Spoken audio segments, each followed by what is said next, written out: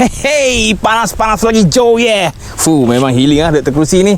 Okey, Aviator Ranger Max Explorer 130 yang kita dapat test selama lebih kurang seminggu lebih. Kita hentam cukup-cukup daripada Shah Alam balik ke Perlis ni. Kita sekarang berada di Perlis, di kebun capture campsite ni kat belakang ni.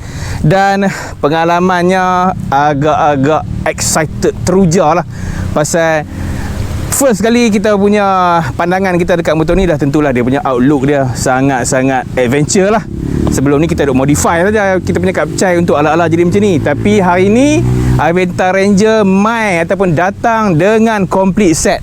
Boleh tengok sendirilah, semua pun dah pakai tahu dah dia punya body dia macam mana bentuk dia kan. Kepada rider-rider kat luar sana yang masih lagi ragu-ragu, macam teragak-agak nak pakai, nak beli ke tak ke kan. Biasalah takut kot problem tu ke problem ni ke. Okey, kita dah test selama 1 minggu dengan kejauhan lebih kurang campur 1000 km lebih jugalah. Pasal daripada Shah Alam balik ke sini pun, balik ke negeri Perlis pun lebih kurang 470. So kali 2 lah. Tapi kena tambah juga lagi sebab kita ronda juga kawasan seluruh Perlis ni. Kita jalan-jalan lah kan. Okey. Dan dalam masa yang sama kita dah pi ragah ataupun kita ragah no. Kita dah naik lah bukit di Bukit Emas Pau Perlis Indera Kayangan. Di situ masa tu ada racing motocross. Jadi kita pergi join sekali. Tapi bukan kita join racing tu lah. Kita naik ke atas bukit tu dengan kecuraman dia agak-agak boleh tahan juga. Alhamdulillah dia satu lah. Sampai juga kat puncak dia. Dan apa yang kita boleh bagi gambaran ataupun secara ringkas pasal Gentra ni, untuk 470 km kita isi minyak 2 kali saja. Dari Rawang sampai ke Bukit Gantang. Bukit Gantang kita full tank lagi sampai ke Perlis. Lebih kurang masa tu RM25 saja. RM25 ataupun RM26 macam tu saja. Dan untuk full tank dengan kelajuan lebih kurang 100 ke bawah lah, 90 lah. Masa tu kita lari 90 km sejam saja. Dan kita boleh pi untuk full tank yang tank dia 8.5 liter, kita boleh pi dalam lebih kurang 230 ke 240 km. Itu dia punya jarak dia lah yang kita boleh buat hari tu lah. Tapi minyak masih lagi ada lagi lah masa tu, tak kering betul-betul. Jadi lebih kurang tu lah 230 ke 240 km. Kalau kita daripada Perlis, insyaAllah 2 kali isi saja boleh sampai KL. Tak ada masalah yang tu. Memang tank dia besar, tapi janganlah full throttle sampai lock throttle, tak boleh lah yang tu. Mungkin minyak akan lebih kuat sikit lah kan. Tapi dalam keadaan 70 ataupun 80 km sejam, insyaAllah kita boleh sampai KL dengan hanya 2 kali isian saja. Okey, yang lain-lain untuk enjin, prestasi enjin dia, okey, Alhamdulillah tak ada masalah dengan kekuatan 130cc tu. Dan kita boleh tengok lah enjin dia pun enjin yang sangat-sangat similar lah. Semua orang kalau tengok, ini enjin tu lah, enjin yang tu. Jadi bab spare part ke apa, tak ada masalah, senang sangat-sangat. Dan untuk setting tayar dia, tayar depan saiz 18, tayar belakang 16. Dan ini sangat-sangat membantu juga untuk pendakian kalau kita nak naik area-area yang berbukit lah. Tapi kalau untuk long distance on road, agak-agak letih sikit untuk orang yang ketinggian 175 cm ke atas, akan agak tangkap sikit lah. Tapi gua 170 saja. Dia agak okey lah, cuma tak berapa nak selesa sikit. Mungkin ada bab-bab tertentu yang kita boleh adjust bagi tinggi sikit kan. Jadi mungkin kita akan lebih selesa lagi. Okey, kita cerita pasal dia punya kekurangan dia sedikit lah. Antara kekurangan dia adalah seat dia terlalu lembut. Jadi bila kita duduk lama sikit, dia akan jadi flat. So dia tak main sangat dia punya sponge dia ni. Dan untuk bentuk yang agak heavy sikit macam gua ni, duduk dalam lebih kurang sejam, dia berasa nak adjust kedudukan dia lah. Mungkin kita boleh modify sikit lah nanti, tambahkan sponge yang lebih tinggi sikit. Dan masa tu mungkin akan membantu juga kita punya postur kita ataupun posture kita masa tengah duk riding tu. Okey, itu salah satunya. Dan satu lagi, dia punya tempat pemijak ni macam agak lem jugalah. Dia tak apa nak keras sangat. Mungkin lepas ni boleh di upgradekan lagi. Kekurangan seterusnya adalah seat belakang ataupun pillion seat ni. seat yang penumpang belakang lah, agak kecil dan kurang selesa sikit.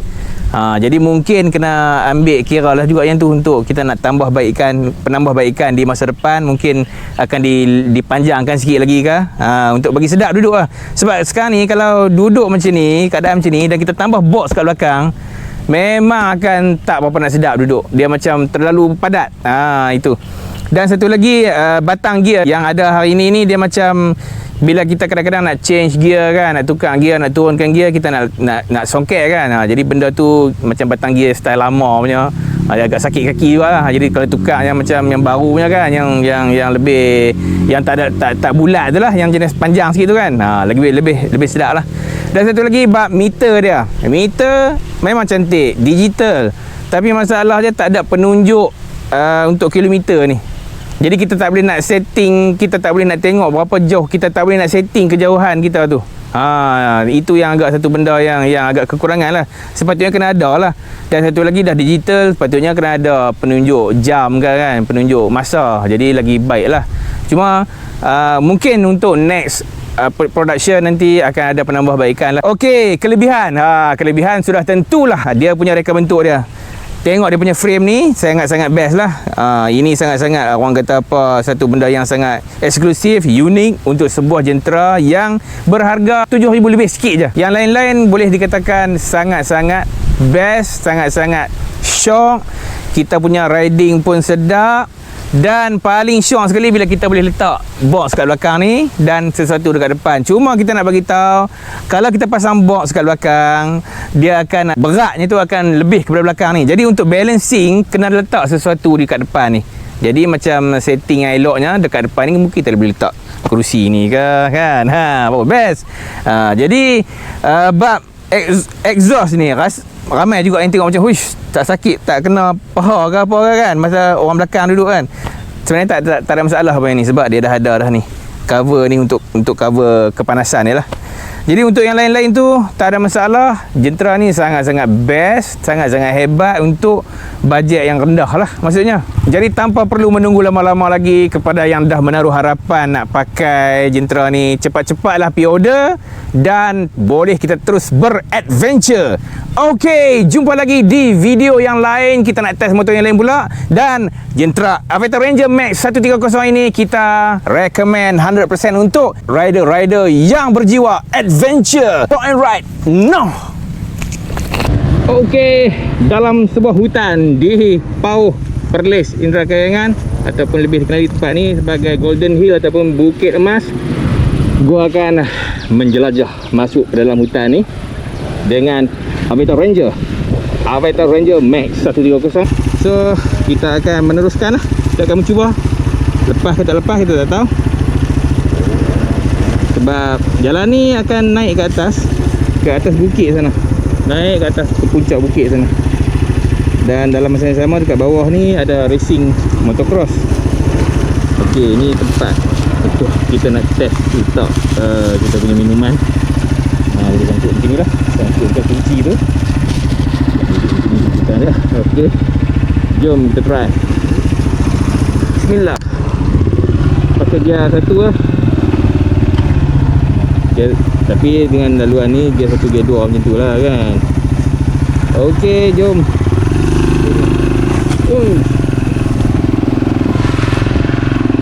Keren ni sebab gua tak bawa pemegang tu.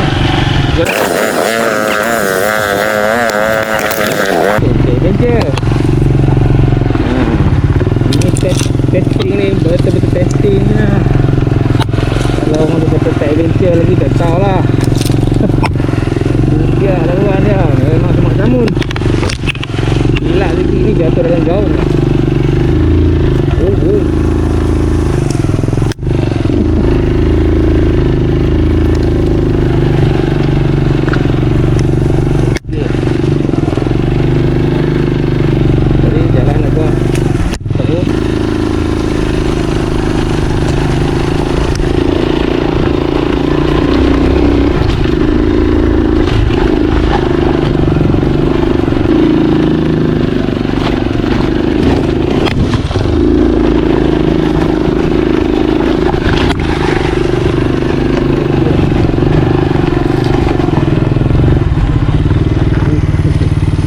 tengoklah ke belakang semua. Tu, Aviator Ranger telah pun mengharunginya. Oh yeah.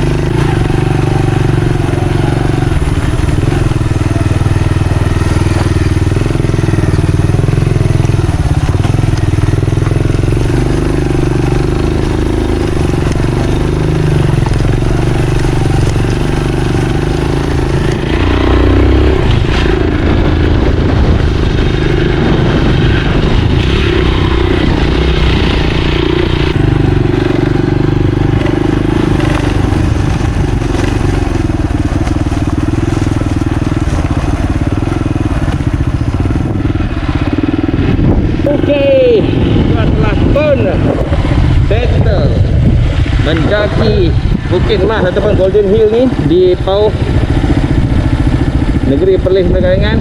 Dan alhamdulillah Aviator Ranger Max 130 tidak mengecewakan. Perjalanan walaupun berbatu-batu, bercuram-curaman, berlobang-lobangan, alhamdulillah dapat diharungi. Okey.